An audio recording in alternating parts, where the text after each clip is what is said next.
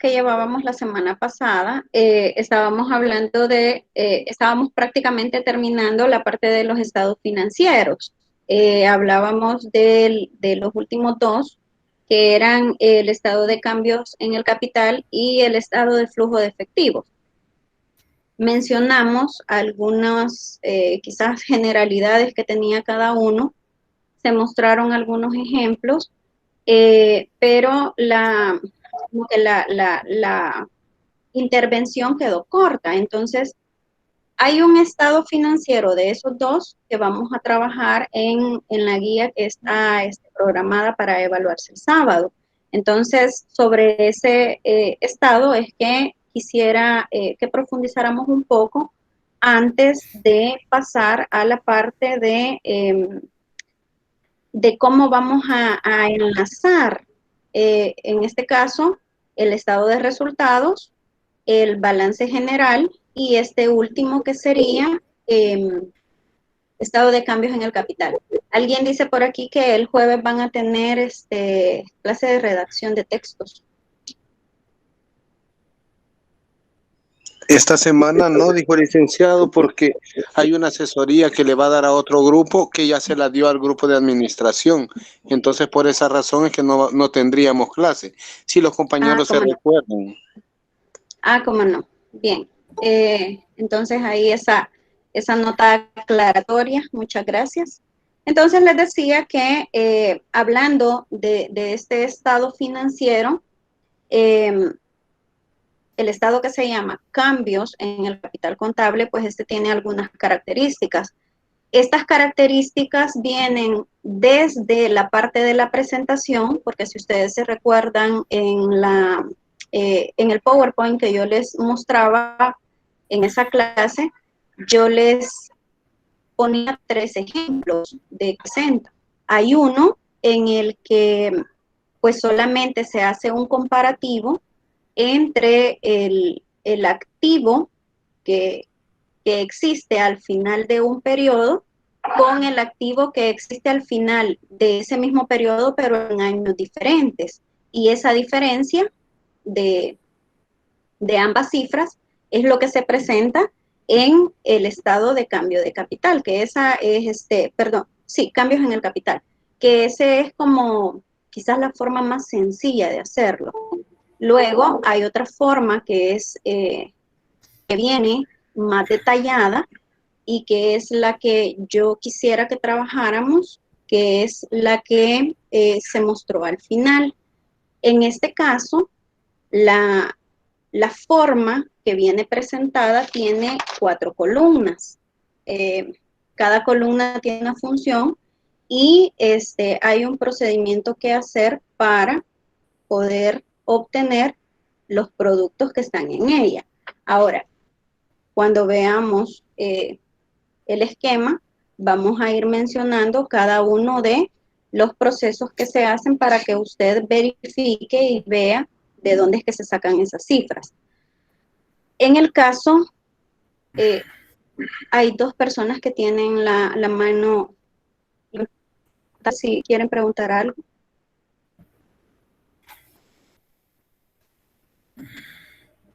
Nos había quedado levantado. Vaya, está bien. Bien, sigo. En el caso del estado de cambios en el capital contable o en el patrimonio, que también así se le conoce, muestra los cambios que hacen o que se hacen cada vez que hay una inversión de parte de los propietarios, de los dueños, en un periodo determinado. Nótese que por ejemplo, cuando se inicia una empresa, obviamente el capital de inicio va a ser completamente diferente al cierre, por ejemplo, del primer año, del año 0. Entonces, esta variación que hay entre el capital con el que se inicia y que obviamente todos aportan, se va a ir modificando en la medida que la empresa vaya creciendo y se va a ver afectada por diferentes factores. Por ejemplo, cuando se incluyen nuevos accionistas, porque la empresa está creciendo, o también cuando ha habido, yo no diría malversación, pero a lo mejor ha habido un mal manejo de capital. Entonces, eso hace que la empresa genere pérdidas y obviamente el capital va a ir modificando. Para llevar un control o un registro de todas las actividades que se llevan a cabo dentro de la entidad, todo esto se tiene que registrar. En algunos casos se llevan libros contables, en otros casos se llevan actas, se lleva un registro de facturas, etcétera. Cuando se hace o cuando se elabora el estado de resultados, este se tiene que hacer a la base de un estado financiero previo, que en este caso es el balance general. Y normalmente el balance general se ha hecho a partir de la comparación entre las cifras que existen en un periodo determinado de tiempo y las mismas cifras en otro periodo de tiempo determinado que abarca, en este caso, el mismo periodo, que puede ser, por ejemplo, 6 meses o puede ser un año. En el caso de este estado financiero, igual que los demás, sirve para que nosotros tomemos decisiones. En este caso, si yo soy, por ejemplo, el gerente de la entidad o soy uno de los dueños o uno de los accionistas de la entidad, este me sirve para tener un control en un primer momento, me sirve para conocer también de qué ha sido la utilidad o la pérdida que ha tenido mi entidad y poder tomar decisiones. Me voy a permitir presentar algo que quiero que ustedes observen, que en este caso es un estado de cambios en el capital.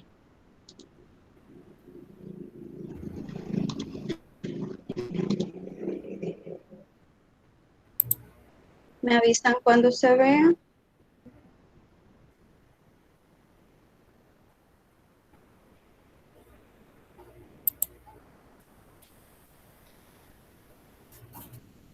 Ya leí. Ya, licenciada.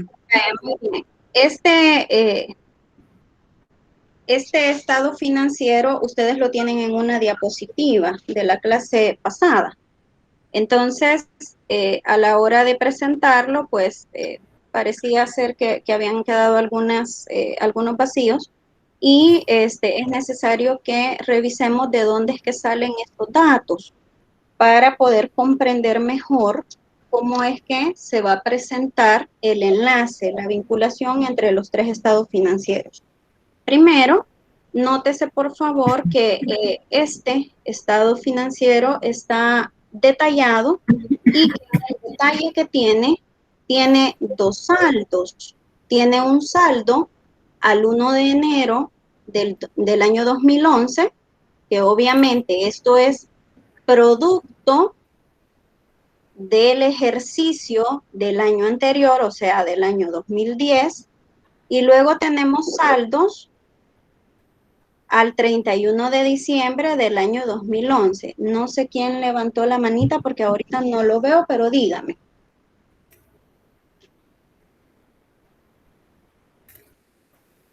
Dígame. Si fui yo, se me levanta la mano sola, licenciada. Se me ha quedado directo. Vaya, está bien.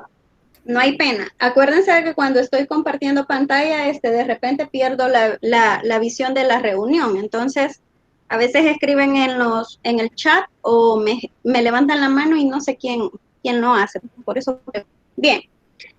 Les decía de que hay dos saldos, uno que es del ejercicio anterior y el otro que es de lo que ha sucedido al 31 de diciembre del año en curso. El estado financiero tiene 4 columnas. Una columna que es de capital social, la otra que es de utilidades retenidas, una tercera columna que es de utilidad neta del ejercicio, y la última se llama total de capital contable. En la primera columna, aparte de mostrar el saldo, ustedes tienen también elementos como el traspaso de utilidades a utilidades retenidas, el aumento de capital social, los dividendos decretados y la utilidad neta del ejercicio. De esos 4 elementos que ustedes están observando ahí, solamente uno no aparece en el balance general. Justo aquí arriba de este ejercicio tengo el balance general. Entonces, repito, de esos 4 elementos solamente hay uno que no aparece en el balance general. En este balance general, en la parte de capital contable, tengo el capital social del año, en este caso 2010 y 2011, porque les decía que comienzo el 1 de enero del 2011 con el saldo del año anterior, y el saldo del año 2011, que es el en el que se está haciendo pues el ejercicio. Tengo capital social, utilidades retenidas y utilidad neta del ejercicio. Lo he pintado de color para que lo podamos ubicar acá en el estado de variación del capital contable. Esto se lo voy a pasar para que ustedes lo puedan revisar. Entonces, volviendo a los elementos de la primera columna. En este caso, yo lo que voy a hacer es organizar, fíjese bien, organizar la información que me arrojó el balance general y la voy a organizar según lo que me pide el estado de cambios de capital. Ahora bien, en el caso, el saldo al 1 de enero del 2011 es de 1.500, que es lo que se refleja acá en amarillo. El saldo final es de $2.000, porque la diferencia entre estos, que es el aumento de capital social, es de 500.000. Entonces este se va a ubicar en esta parte, en esta sección, y se va a sumar. El capital social en este punto será el saldo inicial más el aumento de capital en la segunda columna. En la tercera columna, que tenemos las utilidades retenidas, aquí vamos a trabajar con el saldo al 1 de enero, que es por 1.551.567, que lo tenemos acá, y a este le vamos a sumar el traspaso de utilidades retenidas, que es lo que aparece en color cian. Hay un dato que se llama dividendos decretados, y los dividendos decretados aparecen 2 veces en el estado de variación de capital. Aparecen 2 veces porque en el concepto de dividendos decretados, estos se entienden como, se debitan más bien de las cuentas principales, que en este caso lo voy a restar o se lo voy a quitar a a las utilidades que yo tengo. Este no es un dato exacto, quiero aclarar esto. Esto puede variar dependiendo del patrimonio que la empresa tenga, puede variar de la cantidad de impuestos que la empresa genere, etcétera. En este caso, las utilidades retenidas van a representar el dinero que la empresa ha mantenido por años, obviamente, y que en algún momento va a pagar. ¿Qué quiere decir esto? Que si bien es cierto, en el total, en el saldo, todavía se encuentra, en algún momento de ese año se va a pagar. y se va a descontar. Por eso se llaman dividendos decretados. La otra cuestión con el dividendo, con los dividendos decretados es que se tienen, dice, ¿verdad? Dice que se deberían hacer de forma pública. Eso quiere decir que todas las empresas tienen el compromiso y la obligación de publicarlo. Por ejemplo, que van a hacer un pago de X cantidad al Ministerio de Hacienda o al fisco, que es en otros países. Entonces, es una cantidad que se va a pagar a futuro. Esta obviamente se le va a restar en algún momento al saldo. Entonces, ese saldo va a cambiar, va a modificarse. Luego, tenemos la utilidad neta del ejercicio, que en este caso es el saldo inicial menos el traspaso de utilidades. Si ustedes se fijan ahí, hay un indicativo, la cantidad de la cifra aparece entre paréntesis, y a este se le va a sumar la utilidad neta del ejercicio, que esta cifra de utilidad neta del ejercicio aparece acá en el balance general. Finalmente, en la última casilla, tenemos lo que es el total de capital contable. Este saldo aparece, el saldo inicial aparece en el balance general. Se le deberían sumar el traspaso de utilidades retenidas, pero en este ejemplo no hay, aquí queda a cero. Se le suma también el aumento de capital social y hablando de los dividendos, este en algún momento se va a restar. Entonces esa cantidad se le resta y finalmente se le va a sumar la utilidad del ejercicio. Y ahí es como va a quedar. Hola. Una consulta, ahí la parte de paso de utilidades retenidas no necesariamente tiene que quedar a cero esa cuenta. Correcto. En este caso, por la forma del ejercicio, quedó así, pero en algún punto, en algún otro ejercicio, seguramente va a haber alguna cifra. Solamente, licenciada. Muchas gracias. ¿Cómo no? ¿Cómo no?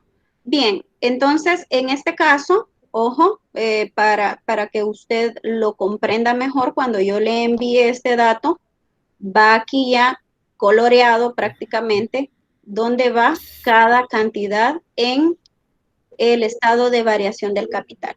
Ahora, veamos cómo se van a enlazar los tres estados financieros. Esta solamente es una explicación. Yo les voy a mandar un ejercicio previamente para que ustedes lo puedan trabajar, analizar. Quiero que analicen cuando se los envíe y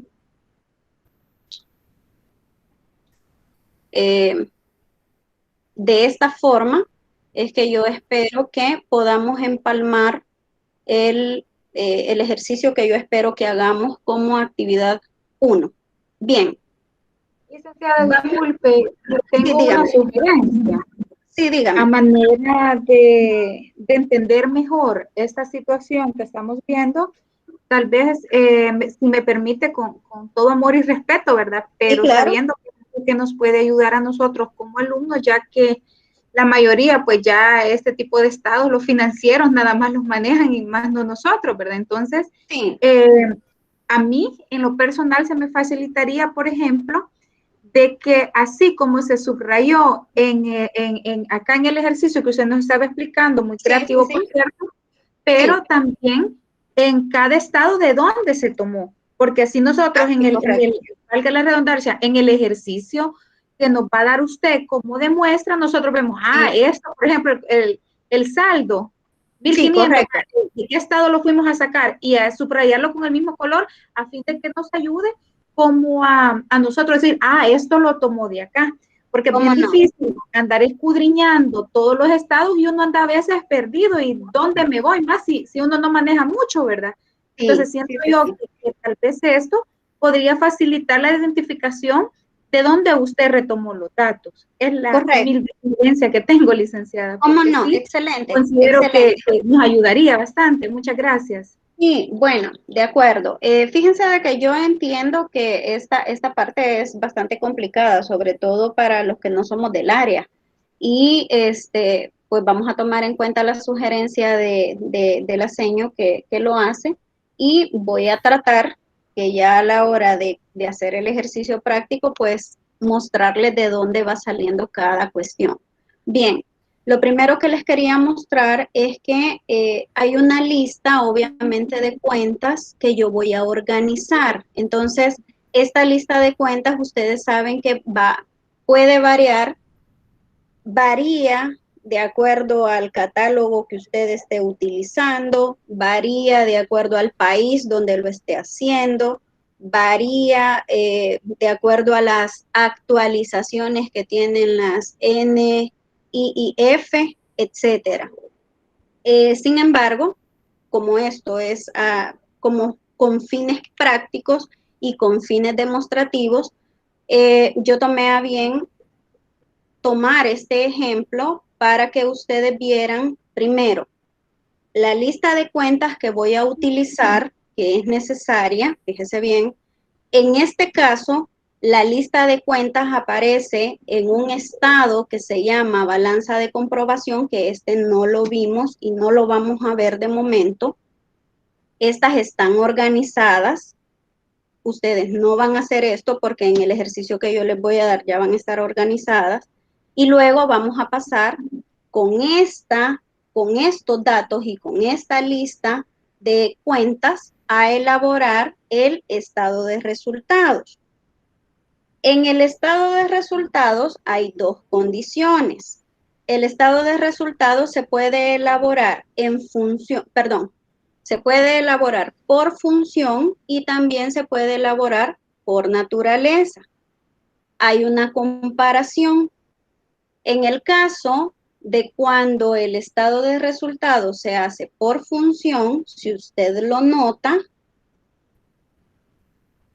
simplemente se aplican las fórmulas de las que hemos hablado cuando discutimos el estado de resultados. Usted va aplicando fórmulas y va sacando los datos que le va arrojando, por ejemplo, los totales de ventas netas, los de costos de venta, los de utilidad bruta, etcétera. Eso es cuando se hace por función, que así es como lo hemos estado haciendo. Hay otra forma de hacerlo que es por naturaleza, pero en este caso, por naturaleza, el desglose de las cuentas es más amplio. Y por cuestiones prácticas, lo haríamos por función aplicando las fórmulas de las que ya hemos hablado. ¿Cuáles fórmulas? Por ejemplo, a la hora de sacar, en este caso, el total de ventas, nosotros hacemos un descuento o una resta, en este caso, de las rebajas y devoluciones. Esto nos va a dar igual a las ventas netas. Cuando trabajamos, por ejemplo, las compras, aquí sumamos lo que son compras, los gastos en compras, para que nos dé las compras totales, etcétera. Esto es cuando se hace por función. Nótese que el ejemplo que estoy mostrando es con fines ilustrativos, no es el que usted va a hacer. Ahora bien, cuando yo ya definí que el estado de resultados lo voy a elaborar por función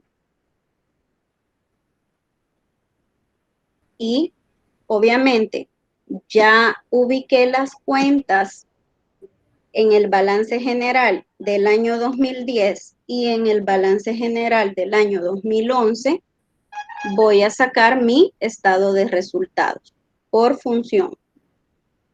La otra cosa que hay que notar es que no estamos haciendo los estados financieros para un periodo, los estamos haciendo para 2 periodos. Se hacen para 2 periodos porque el estado financiero de cambios en el capital requiere tener dos datos diferentes. Esos dos datos van a servir para comparar. Los ejemplos que nosotros hemos estado haciendo de estados financieros solo han sido para un periodo determinado. En este caso, vamos a unificar ese procedimiento que nosotros hicimos, pero lo vamos a presentar de una manera más sencilla. Si usted se fija, en el caso del estado de resultados, solamente se están utilizando 2 columnas. No estamos utilizando 4, no estamos utilizando, me parece que en el primero eran 6, creo que eran, pero en este caso la presentación es más sencilla. Estamos presentando de manera práctica para que el lector no tenga mayores inconvenientes a la hora de interpretar el estado de resultados o el estado financiero que usted le está presentando, lo estamos haciendo de la forma más sencilla. Y esto porque nos estamos apegando a algo que son los principios de contabilidad generalmente aceptados. Esto lo vamos a ver si nos alcanza el tiempo, lo vamos a comenzar el día de hoy. Entonces, en este comparativo, yo voy a colocar los saldos de ambos periodos, del periodo 2010 y del periodo 2011.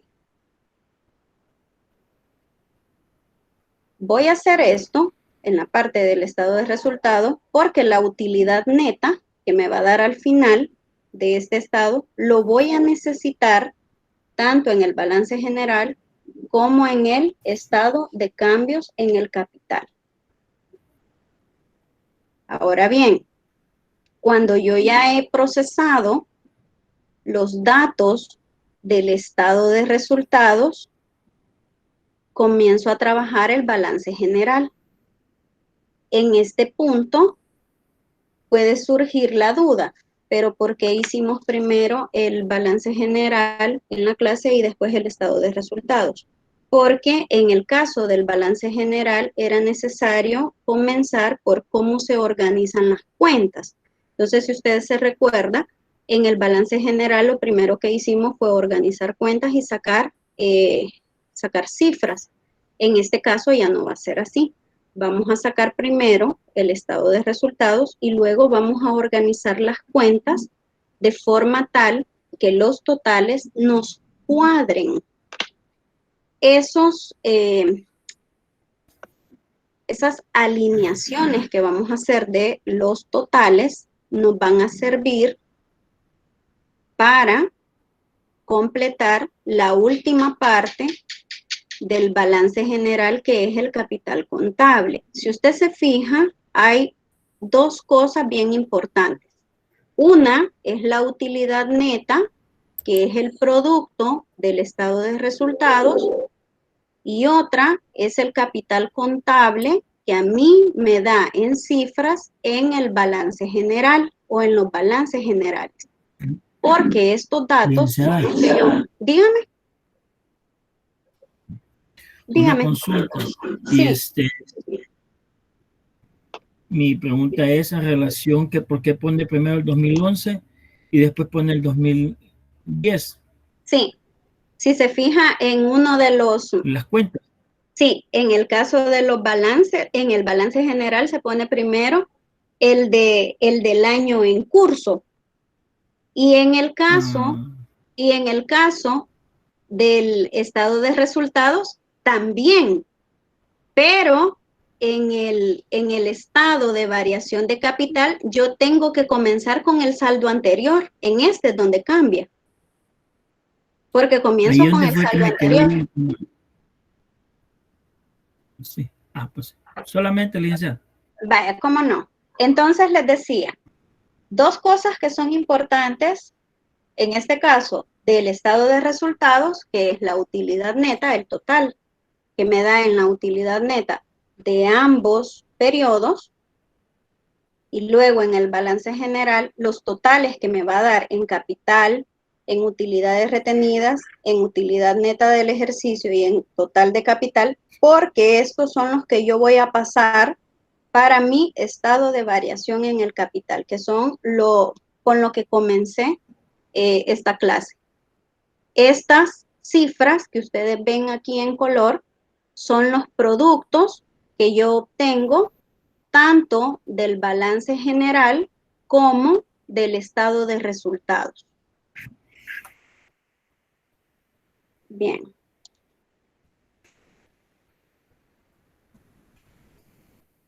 Ahora, cuando nosotros trabajemos el ejercicio práctico, así tal cual lo proponía la seño, yo les voy a mandar las cuentas organizadas que ustedes van a sacar. Les voy a señalar también, en este caso, cuál va a ser el total o los totales que vamos a utilizar del estado de resultados y cuáles son los datos que vamos a utilizar también del balance general para que usted pueda elaborar su estado de cambio en el capital contable. Este ejemplo que les acabo de mostrar se lo voy a anexar a la presentación el día de hoy.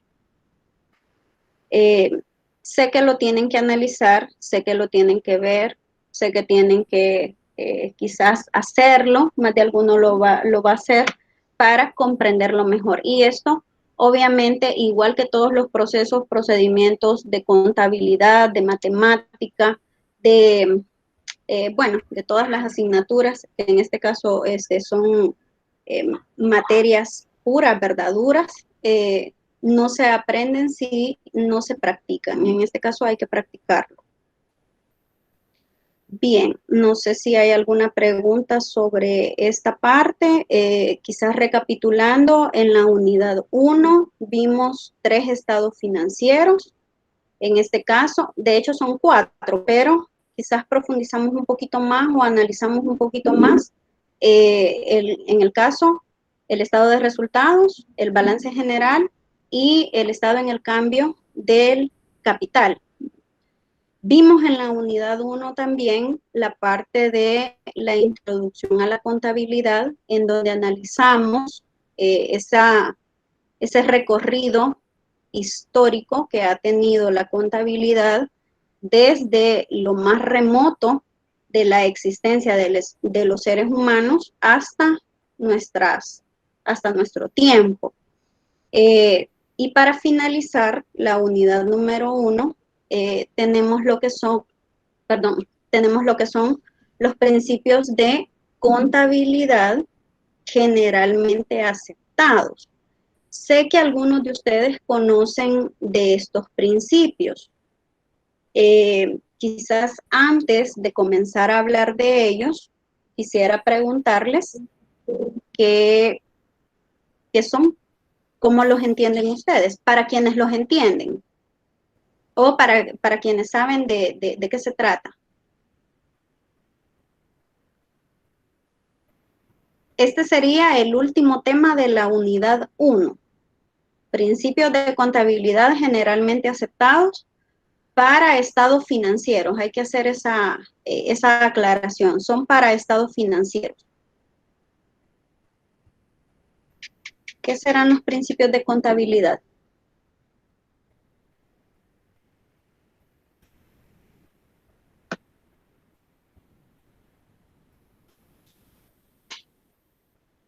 Veamos. ¿Alguien que quiera opinar?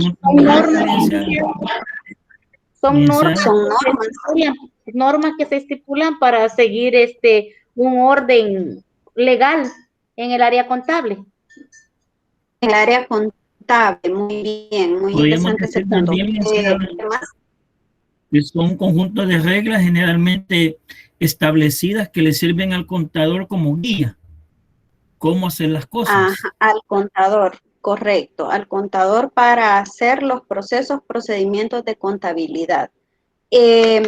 Yo creo que ustedes ahorita están, para hacer una analogía sencilla, yo creo que ustedes ahorita están analizando o trabajando con normas APA, ¿verdad que sí? Sí.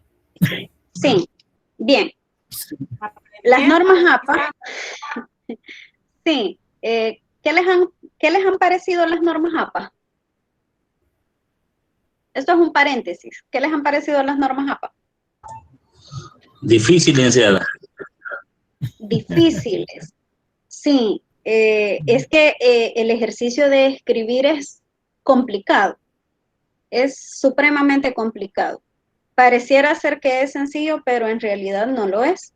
Entonces, para que usted se haga una idea, en este caso, los principios de contabilidad generalmente aceptados vienen siendo como las normas APA de la contabilidad, para hacer una analogía más o menos parecida. Dígame, profe. Profe Néstor, creo que levantó la mano.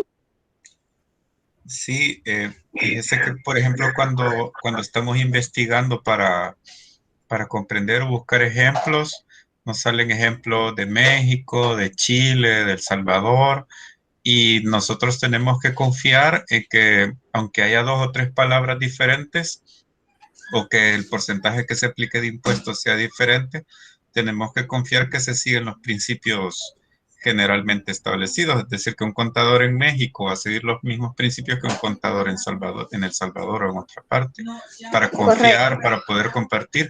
O imagínese para una agencia internacional o una organización no gubernamental que tiene funciones en varios países, debe saber que funciona básicamente igual en todos los demás países.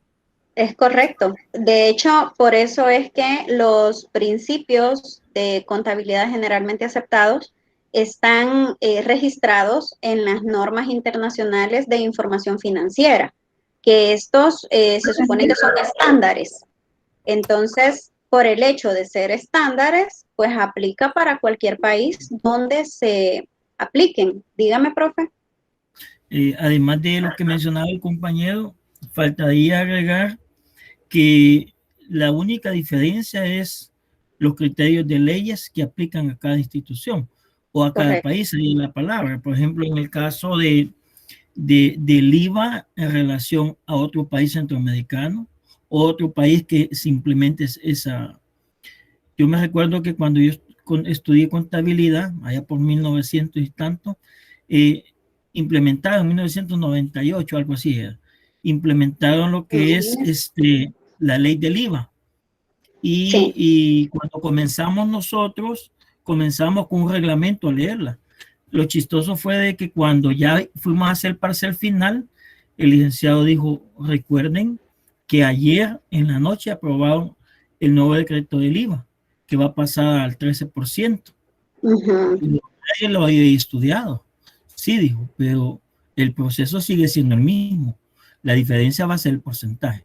Y entonces yo me recuerdo que eso me lleva a la satisfacción de que el contador no solamente suma y resta, sino que también tiene que estar al tanto de todas las leyes. No, es que de hecho la persona que es contador debe tener un bagaje de conocimiento de leyes mercantiles, de leyes fiscales, de normas internacionales, de todo el aparataje mercantil que hay dentro de su país, y también debe tener conocimiento de lo que hay afuera del país. O sea, el trabajo de contador, sí, correcto, el trabajo del contador es sumamente delicado y no puede darse de ignorante en este caso de estos principios, porque los documentos con los que trabaja son documentos que prácticamente ponen en bandeja lo que hay en una empresa. Entonces no puede cometer errores. Alguien dice, pero hace una suma mal y el resultado está mal, ¿verdad? Pero es que en realidad no es solo eso lo que hace. En realidad, cuando se trabaja, dígame. Algo importante es lo que sucede a los contadores o a los representantes legales de los artistas. Cuando las personas tienen que ir a otro país y tiene que gestionar los impuestos. Y por ejemplo, lo que le sucedió a Juan Gabriel o a otros artistas que han tocado que ir, y entonces como no calcularon exactamente el impuesto, no es que ellos no querían pagar, simplemente no pudieron calcular el impuesto que le tocaba pagar a ese país donde ellos fueron.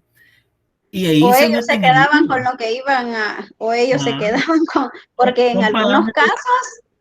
en algunos Pero casos, ellos tenían la intención de pagar y según ellos estaban pagando, pero el mediador no pero lo estaba haciendo. hagamos el juicio de la ignorancia.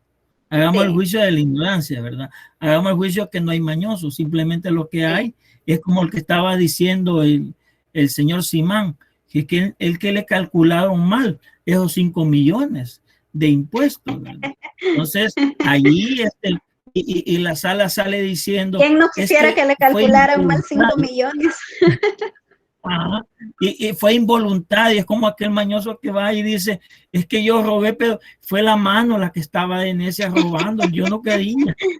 Correcto, Entonces son cosas correcto, así es, que a la así larga es. licenciada que vienen, que el contador tiene que estar y el administrador como director el debe ser que tiene que estar leyendo constantemente leyes, ¿verdad? No Sí, solamente correcto. de una cosa educativa, sino también el otro aspecto, para que no cometa el error. Algo sencillo, licenciada, lo Ujú. que es el 10% de retención. Ahí estaba viendo que ya dependiendo el porcentaje de cuánto es lo que gana, ese ya no es el 10%, sino es otro porcentaje, ¿va? Entonces, eso lo vimos en una práctica que usted nos colocó. Ujú. Entonces ahí viene, licenciada, que no es una regla de 3, sino que hay que saber un poquitito más. Solamente, licenciada. ¿Cómo no? Gracias, profe. Gracias por su intervención. Bien, entonces hablemos de los principios que yo les decía que hace las veces para los de ciencias sociales, para los investigadores, bueno, para ustedes que de hecho van a llevar estas asignaturas que tienen que ver directamente con la redacción de textos, con el uso de los manuales de APA. Los principios de contabilidad generalmente aceptadas hacen las veces de esto. Entonces, cuando yo redacto un texto, en este caso, un texto científico, obviamente, puede ser una reseña, puede ser un resumen, puede ser un ensayo, yo debo conocer qué es lo que dice la norma APA. La norma APA constantemente va haciendo ajustes, va haciendo modificaciones. Ahorita me parece de que la que están utilizando es la 7ª edición y la 7ª edición ya tiene sus actualizaciones. Entonces, en este caso, la persona que escribe, pues obviamente debe conocer de esas actualizaciones y aplicarlas a los documentos científicos que escribe. Se debe evitar el plagio, se tiene que saber qué tipo de letra se utiliza, el espaciado que se utiliza, cuándo utilizar título, cuándo utilizar subtítulo. Hola. Hola.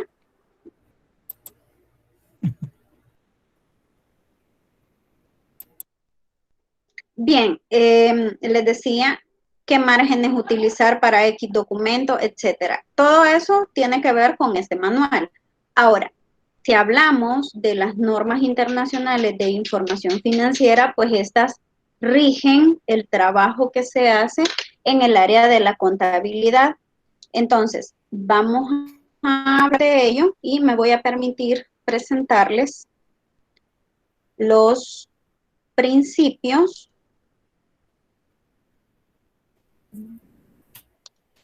Permítanme. Principios de contabilidad generalmente aceptados. Bien, previo a esto quiero decirles que los principios en algunos textos aparecen 14, en otros textos aparecen 15, dependiendo de los autores. Por ahí hay unos que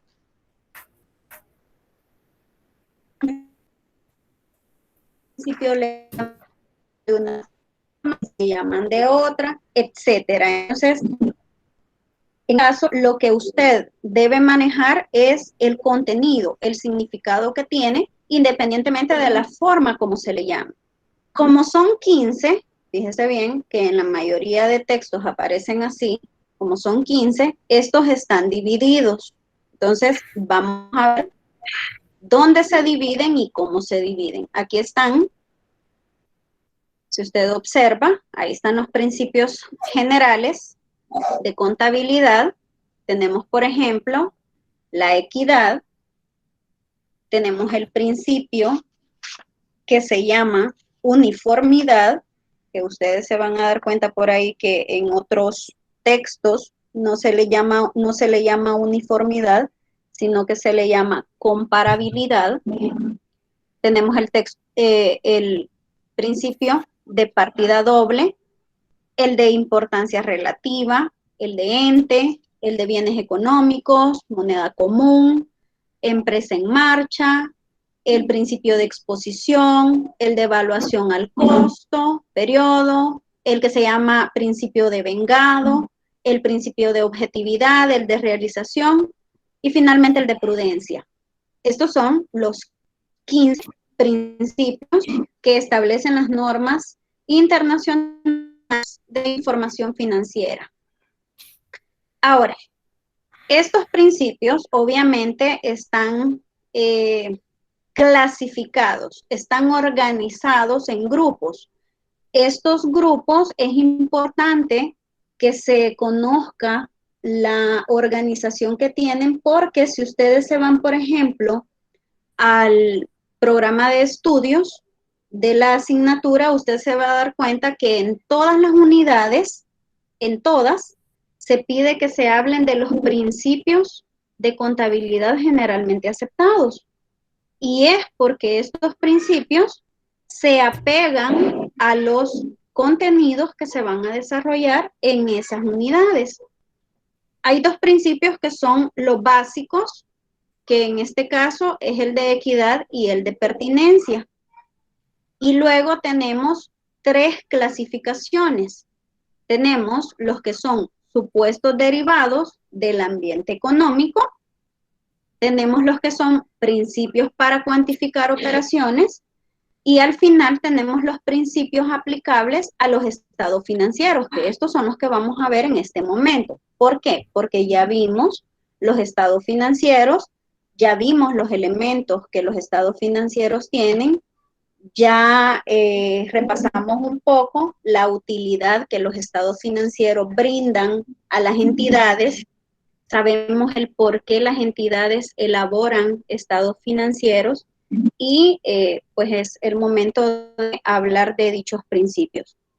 Ahora, en una definición bastante general, bastante general, vamos a definir qué son los principios contables.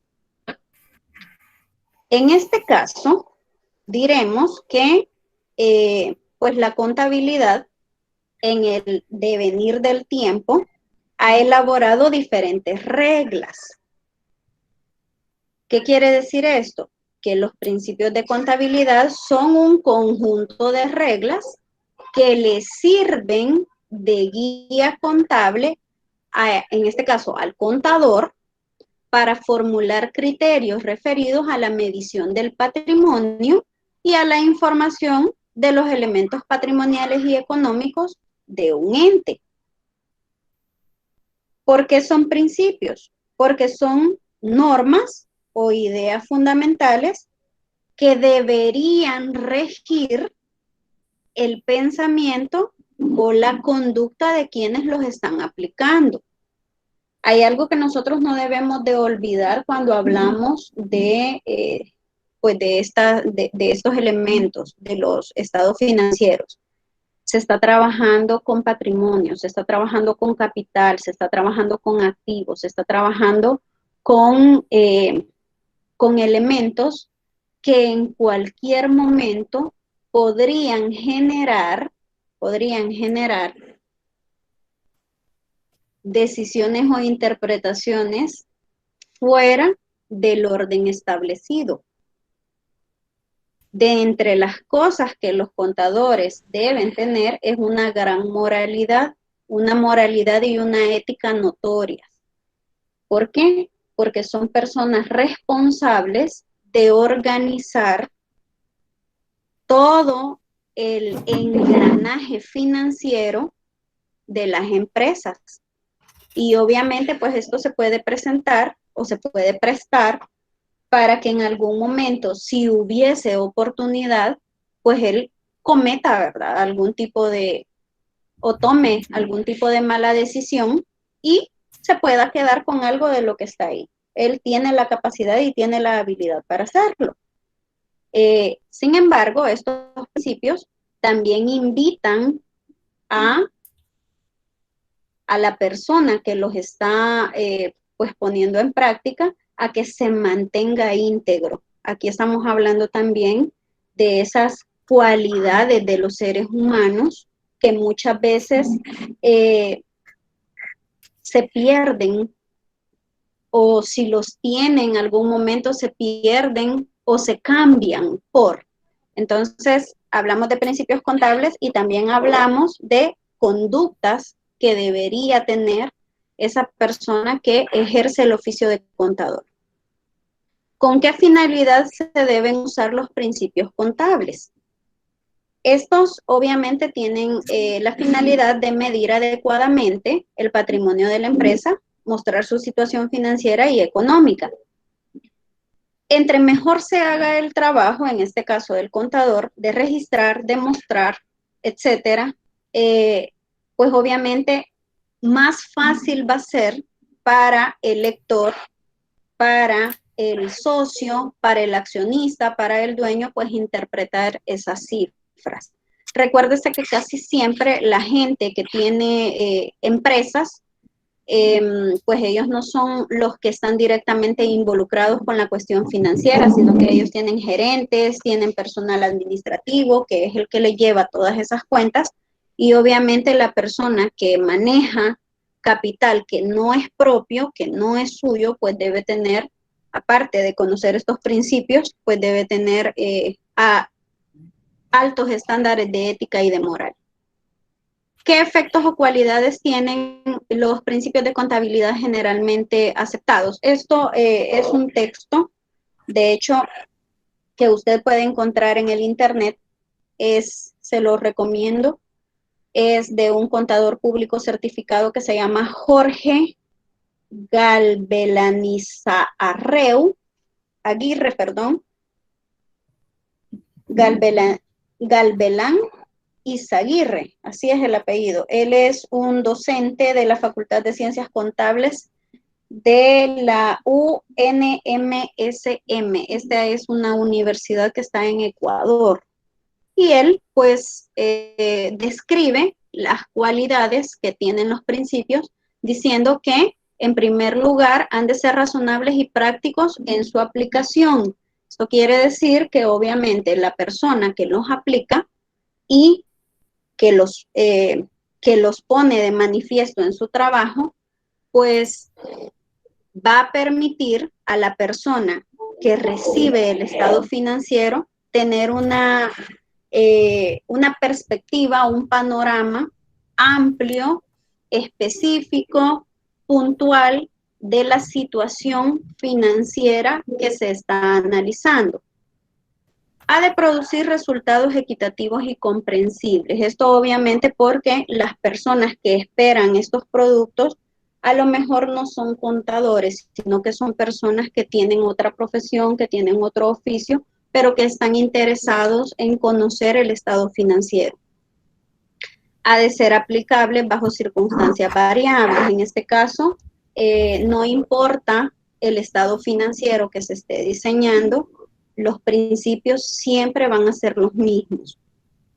Ha de ser susceptible de observarse uniformemente. En este punto quizás hay como algo de discrepancia, porque algunos autores dicen que los estados financieros en ciertos puntos no son uniformes. Son de cierta forma comparables, pero no uniformes.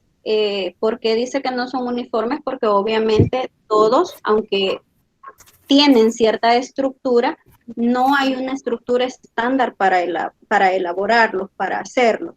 Entonces, no podemos esperar, porque esto obviamente varía de contador a contador, que todos los contadores o todas las personas que están encargadas de elaborar estados financieros los hagan de la misma forma. Todos tienen su particularidad. Ha de producir resultados comparables de periodo a periodo y entre compañías. Pues esto obviamente se va a visualizar en la manera que tenga la dinámica, la entidad a la que se le esté haciendo, en este caso la auditoría, para hacer una revisión de los estados financieros que ésta tiene. Y finalmente ha de ajustarse a los resultados generalmente aceptados que sustentan los principios de contabilidad en general. Esto es lo que se espera obviamente de la persona que los elabora. Los dos principios que son generales, que estos pues obviamente aplican para cualquier circunstancia. En primer lugar tenemos el que es de equidad, el principio de equidad. Nótese que en este caso, en el principio de equidad, se debe orientar la acción del profesional contable en función de, primero, de las cosas que sirven o que se utilizan como datos contables. Esto hay que tenerlo en cuenta. Lo que el contador hace al hablar del principio de equidad no tiene que ver absolutamente en nada con las cuestiones que son personales. En este caso, el individuo está completamente desligado tanto de la empresa, de la entidad, como de las cifras que él está trabajando. ¿Qué significa esto? Que en este caso, el contador es imparcial. El contador es justo a la hora de emitir las cifras, los resultados, esas notas que se le agregan a los estados financieros. Él es una persona justa y es una persona imparcial. Esto lo hace que en este caso, pues que cumpla con el criterio, perdón, con el principio de equidad. Luego está el principio de pertinencia. En este caso, exige que la información contable tenga que referirse o estar útilmente asociada a las decisiones que tiene como propósito facilitar los resultados que se va a producir. Ahora, en este punto, la pertinencia se refiere a, primero, a los resultados, luego a las notas que el contador agrega como sugerencias. El contador tiene poder. Eso es algo que usted debe saber. El contador tiene poder.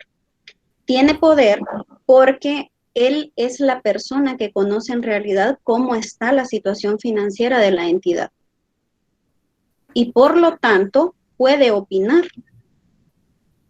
Ahora, esa opinión es tan válida, pero también es tan delicada que debe ser lo más pertinente y lo más prudente posible. A eso se refiere el principio de pertinencia. Cuando hablamos de estados financieros, hablamos de 5 principios.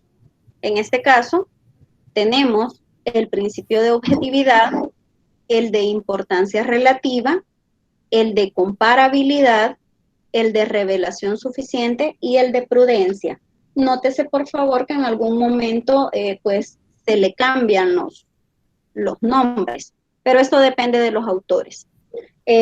Hay una parte, en esta presentación yo retomé una parte que es textual para que comprendamos a qué se refiere y también le agregué una parte que es con ejemplos prácticos para que lo podamos contextualizar al área de la contabilidad. Por objetividad, vamos a entender que esta nos indica los cambios que existen entre los activos y los pasivos en esa ecuación contable que hay en el patrimonio y que nos va a dar a conocer formalmente en las transacciones de contabilidad lo más pronto posible y de la manera de medirlos objetivamente y expresarlos en una moneda de cuenta. En el caso de la objetividad, este me va a permitir saber exactamente cuánto tengo de patrimonio, cuánto tengo de dividendos, cuánto tengo de utilidades, cuántas han sido mis pérdidas, cuántas han sido mis ganancias. A esto se refiere, ojo, la parte de la objetividad plasmada en los diferentes estados financieros. Un ejemplo para comprenderlo. Dice acá, el 15 de julio se compraron 10 acciones por $10,000.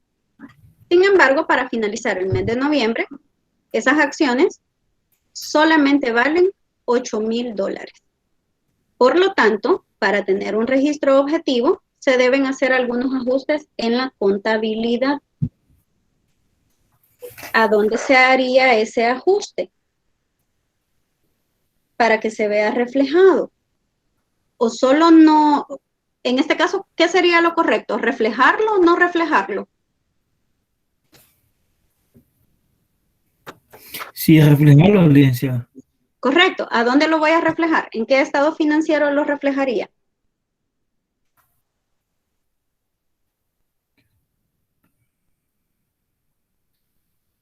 ¿Estado de resultados? En el estado de resultados tendría que ir, correcto, en el estado de resultados.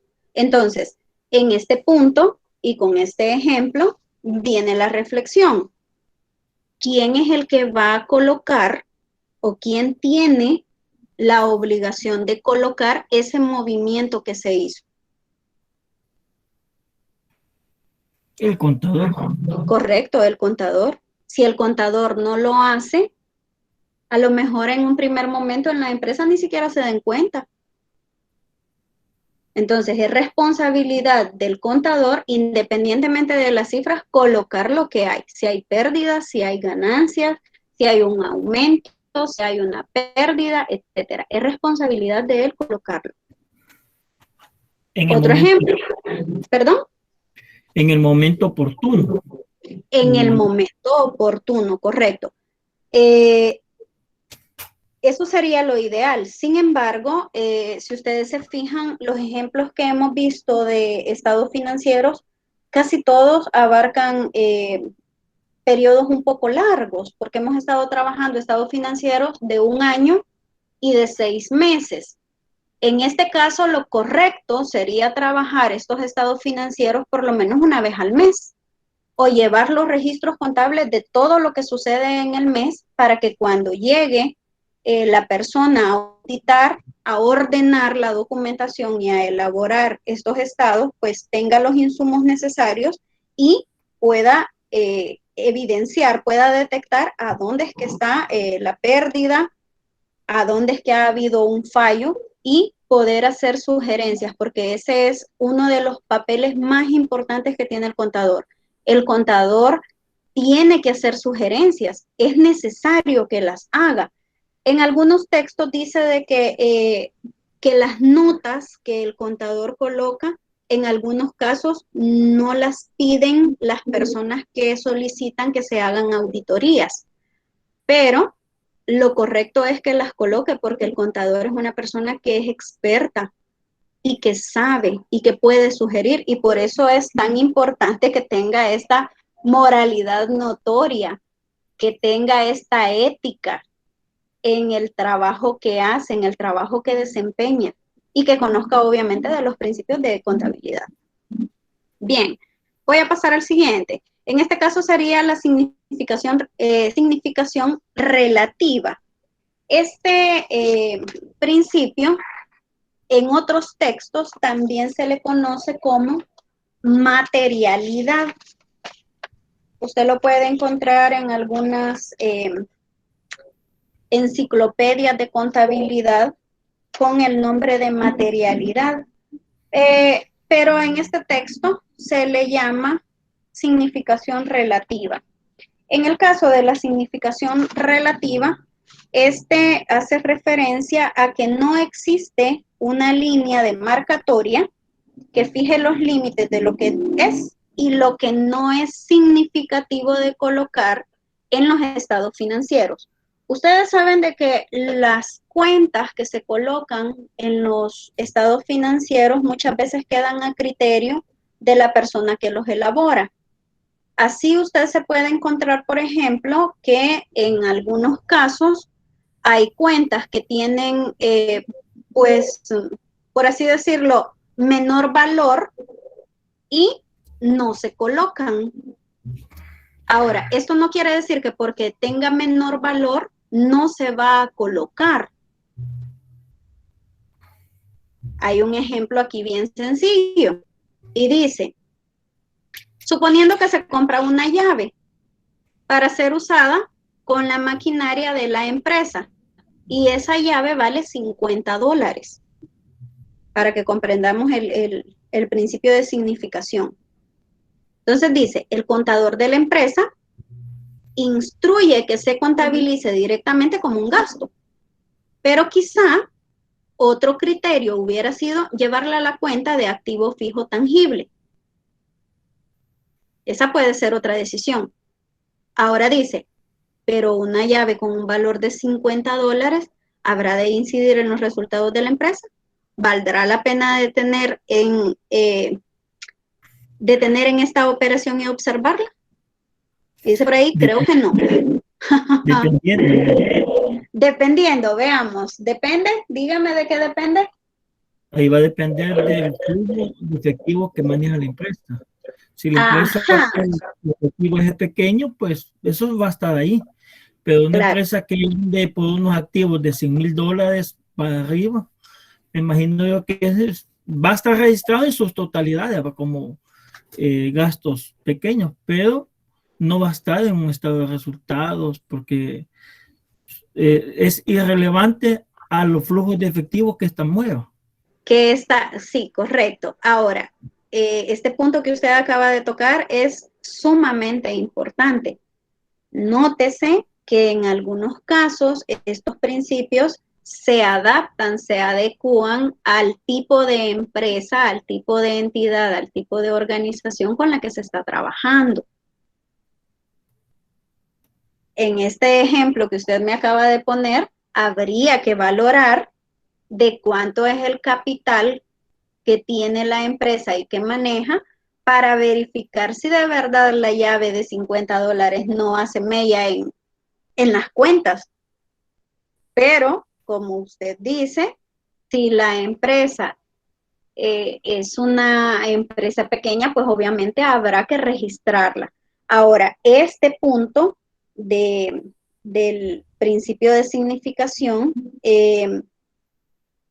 tiene esta característica de ser flexible y de tener ciertas excepciones. Creo que alguien quería decir algo.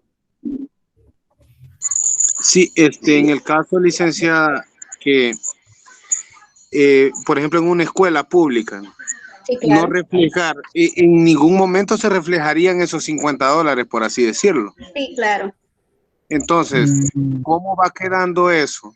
Porque, digamos, 50, hoy fueron 50, el otro mes pueden ser 50, y así. Y solo hacer una observación. En las instituciones donde yo he laborado, nunca he visto conocimientos de contabilidad que posee el director. Seguramente es una opinión muy particular mía, por eso existe hasta cierto punto ¿cómo le diría? Una administración, desde mi punto de vista, paupérrima en nuestros centros escolares, ¿no? Porque el desconocimiento de contabilidad en los directores podríamos decir que es nulo. Eso es un punto de vista muy personal. De igual manera, solo a forma de anécdota, le podría mencionar lo de una alcaldía de San Sebastián Salitrío. No de esta gestión, sino que de la anterior. De la anterior. Por cierto, hay hasta en cárcel.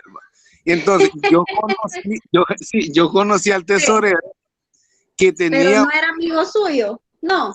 No, no, no. Ah, vaya. No, de vista. Pero, Vaya. Ajá. de mi punto de vista, era una persona que, con mucho respeto lo digo, pero es así, la realidad no puede exceder la imaginación, va. Sí, Entonces, no tenía conocimientos de contador y el reflejo está, el delito está. Entonces, el conocimiento sobre estos 14 principios, que si no me equivoco, vamos en el segundo y uno se desligan más, debería de generar hasta cierto punto una controversia para los directores que están en las instituciones educativas públicas.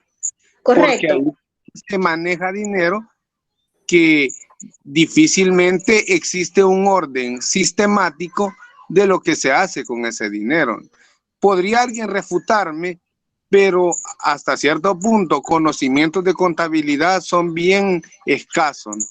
Bien escasos, vaya, sí, le entiendo. Fíjese de que debería, está lo de el deber, lo que debería ser y lo que es en este punto. En la escuela normalmente se maneja, los que son directores que están aquí en esta reunión me corrigen, ocupan un libro de control de caja chica. Entonces, en ese libro, en teoría, la estructura que ese libro lleva es que usted coloca la fecha en que se hizo, puede ser un retiro o puede ser un abono en este caso, pone en algunos casos ponen la referencia, aparte de la fecha también ponen una referencia, ponen el concepto de qué fue que se tomó de la caja chica y se colocan entradas y salidas.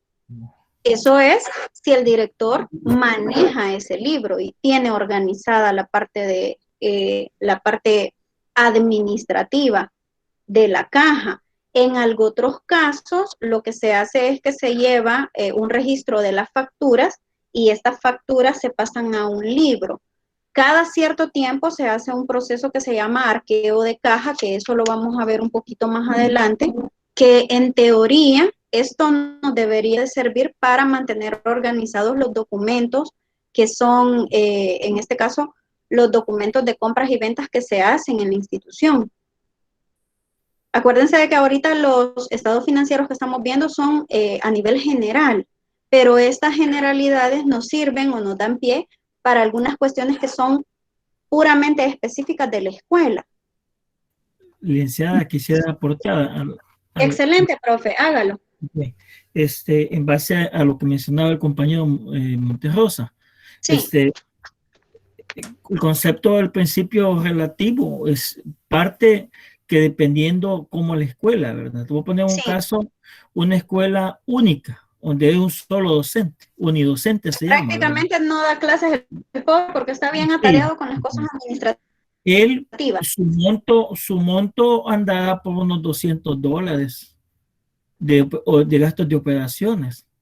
Dependiendo de dónde esté ubicado también.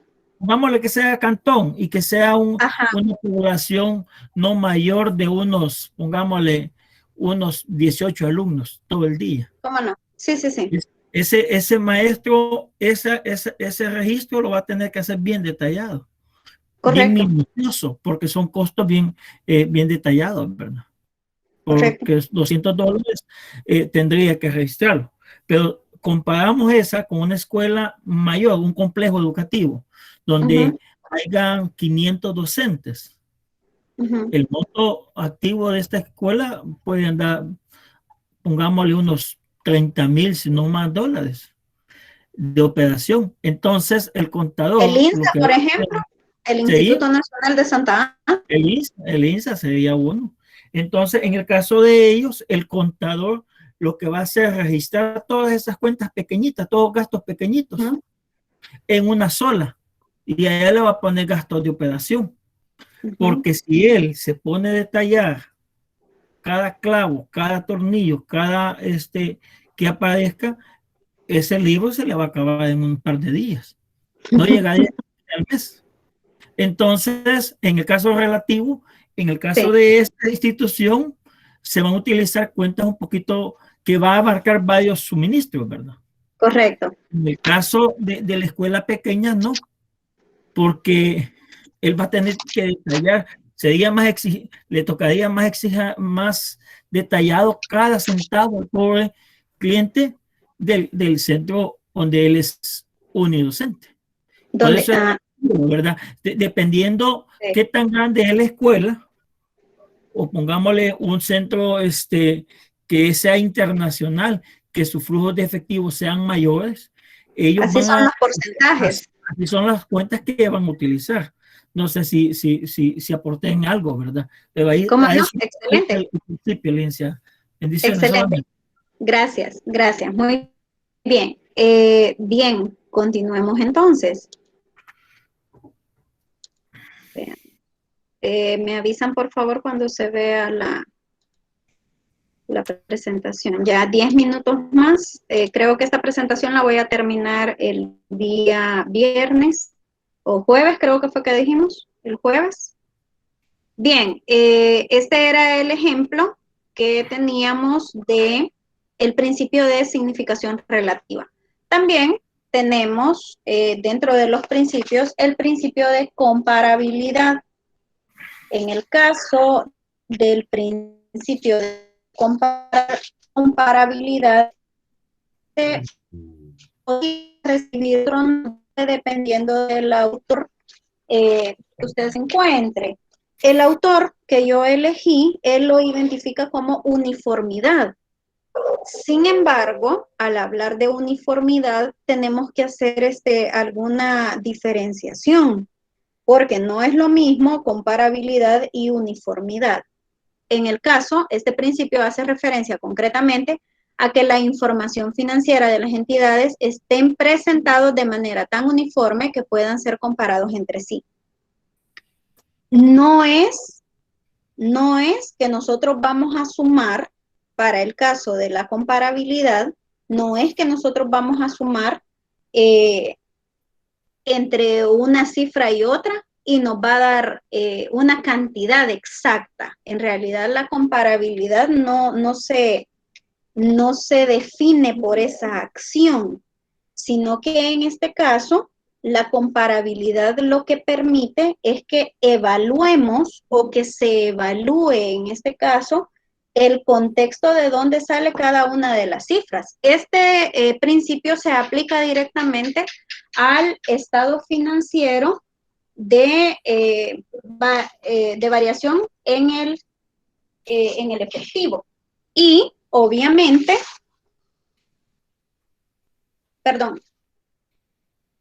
cambios en el capital contable se llama. Entonces, en este punto, yo voy a revisar de cuántos son los saldos que me aparecen al final de un periodo y al inicio del otro para poder evaluar en qué contexto es que se dan estas cantidades.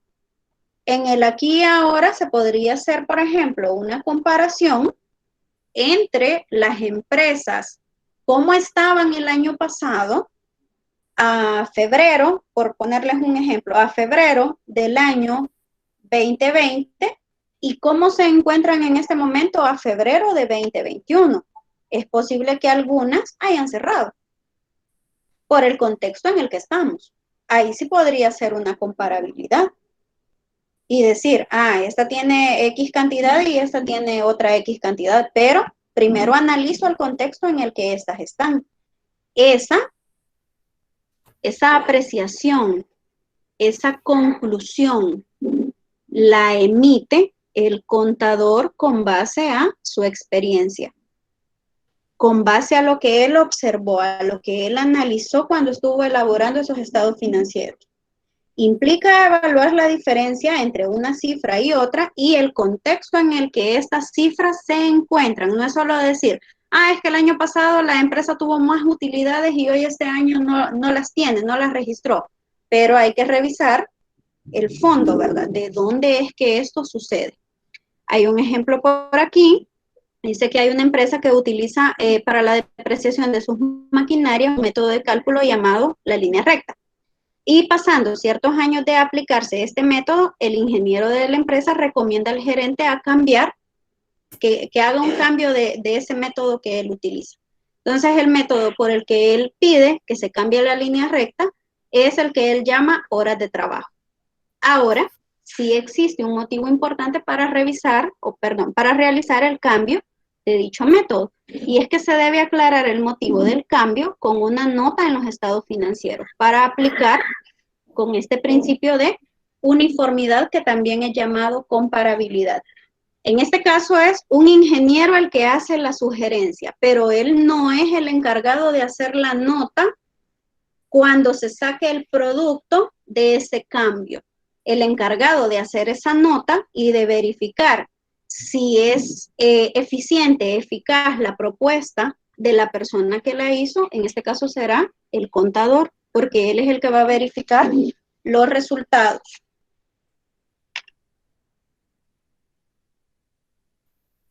Finalmente, tenemos el principio de revelación suficiente. Este se llama así, pero me parece que también se le conoce con el nombre de exposición o principio de exposición. En el caso de este principio, lo que nos brinda son los lineamientos de cómo se presenta cada estado financiero. Si ustedes se fijaron, a la hora de presentarlos, a la hora de presentar cada uno, yo les mostré a ustedes imágenes de cómo se podía presentar los elementos que este tenía, cómo se desglosan o cómo se colocan, en qué orden aparecen las cuentas en cada uno. Y en el caso del principio de exposición, que también se llama o se le conoce como principio de revelación suficiente, en este nos da como el protocolo de cómo se deben formular los estados financieros. Este obviamente tiene una relación directa con la presentación adecuada de los rubros que lleva cada uno de los estados financieros y las cuentas que se van a registrar en ellos. Tenemos, por ejemplo, cuáles son los estados financieros que yo puedo presentar. Aquí están en la número 1. Luego, los encabezados que le voy a poner a cada uno. Y finalmente, dos sugerencias. En el número 3 dice que los estados financieros se deben elaborar con una moneda específica, que tiene que ser la moneda que está en circulación en ese país, en ese lugar. Pero si se trabaja con monedas de otro país, por ejemplo, si se trabajara con euros, se tiene que especificar la conversión que se está haciendo de las mismas. Esto se debe colocar en el estado financiero que se esté presentando. Y por último, dice que con la finalidad de que los usuarios puedan juzgar adecuadamente lo que los estados financieros muestran, es conveniente que estos se presenten en forma comparativa, tal cual el ejemplo que yo les acabo de mostrar. Tenemos un último principio, que es el principio de prudencia. Quiero ver si este es el último. Sí, este es el último. Tenemos el que se llama principio de prudencia y este significa que cuando se deba elegir, por ejemplo, entre dos valores para un activo específico, normalmente se debe optar por el más bajo. O bien que una operación se estabilice de modo tal que la alicuota del propietario sea menor. ¿Qué quiere decir esto? Que en este caso se van a contabilizar las pérdidas cuando se conocen y las ganancias solamente cuando se hayan realizado. Caso puntual de este principio se encuentra en el estado de resultados de cambios en el capital. Si ustedes se recuerdan, ahí tenemos las utilidades, la declaración de dividendos, que en este caso, si bien es cierto, no se ha realizado, se coloca, porque en algún momento eso se va a descontar del capital. Ejemplo, si se cuenta con mercadería que a los 30 días de su compra se incrementó el precio de adquisición en 20%, no se debe aumentar en libros el valor del inventario, porque eso sucedió cuando ya se había comprado. Porque estas no se han realizado, porque están en el almacén y porque todavía están en poder de la empresa. Únicamente se reconoce la utilidad en caso de su venta. No se puede adelantar en este caso, a sacar una conclusión de si va a perder o va a ganar. Bien. Esto sería sobre los principios de contabilidad generalmente aceptados y que son propios de los estados financieros que hemos estado viendo en la unidad número 1. Con este tema finalizamos la unidad 1 y el día jueves que nos reunamos vamos a comenzar la unidad número 2. Bien. Licenciada. Hola, señor Emilio, ¿cómo está? Una pregunta, lo del laboratorio del sábado va a venir toditito o solo lo de la unidad 1, ¿verdad? No, les explico, la guía es una guía de trabajo. En la guía de trabajo del día sábado yo les voy a poner un ejercicio, solo es un ejercicio. Lo van a hacer en grupo, ustedes ya tienen sus grupos.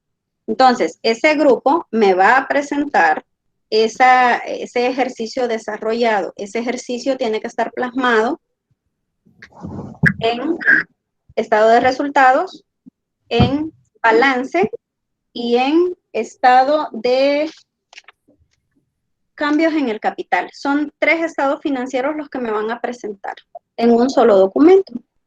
Y me lo van a presentar así como el ejemplo que les voy a mandar ahorita. El jueves que nos veamos, vamos a revisar otro ejemplo para que ustedes lo puedan ver. Va a estar organizado ahí en las cuentas, etcétera.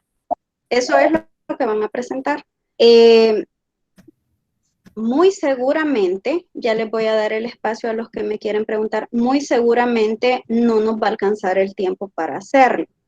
Por lo tanto, si a ustedes les parece, me lo van a entregar el martes que regresemos. O sea que les va a quedar en las vacaciones para que lo puedan hacer y me lo regresan el martes.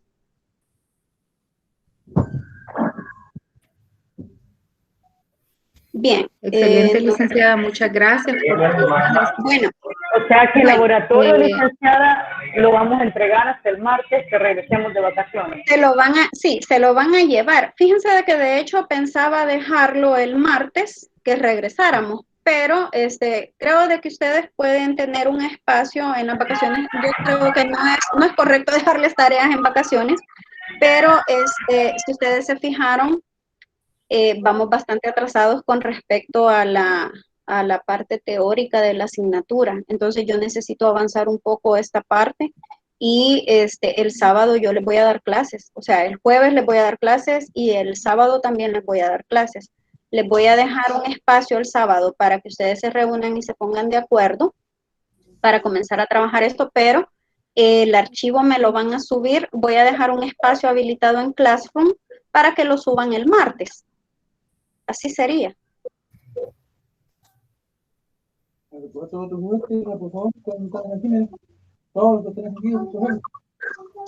Bien, no sé si hay más preguntas.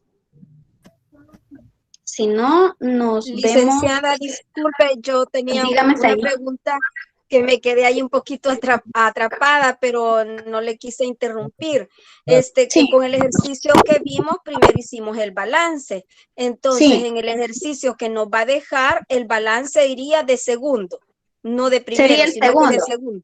Perfecto, Sí, sería muchas el gracias, segundo. licenciada. Solamente ese sería el único cambio. Y nótese también que en los ejercicios que hemos hecho solamente lo hemos hecho para un periodo. Pero en este caso, como vamos a agregar el estado financiero de cambios en el capital, necesitamos hacer el comparativo para poder sacar este último. Entonces, lo vamos a hacer en 2 periodos. Uno para un año y el otro para el siguiente año, pero lo vamos a presentar en columnas sencillas, en una sola columna cada uno. Gracias, licenciada. Bueno, bien, quizás esas serían las indicaciones. Nos vamos a reunir el jueves, primero Dios, y luego nos reuniríamos el día martes. El jueves siempre nos reuniríamos a las 6 de la tarde. Le voy a pedir por favor al profe David si me puede colaborar ahí mandándoles el enlace y grabando la clase. Con mucho gusto, licenciado. Muchas gracias, le agradezco bastante. Ahorita les voy a, solo denme en 10 minutos, ya les voy a subir el material, el ejercicio y la clase para que lo tengan ahí en Classroom. Mañana en la mañana haya el video. ¿Cómo no? Muchas gracias. Dígame, señor Silvia. ¿De cuántos integrantes? Ah, sí, habíamos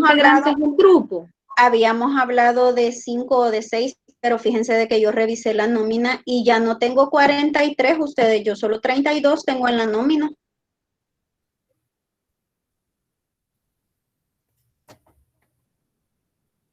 No sé qué se hicieron al grupo para realizar la simulación. Sí, no sé qué se hicieron los demás. Hagamos una cosa, mándenme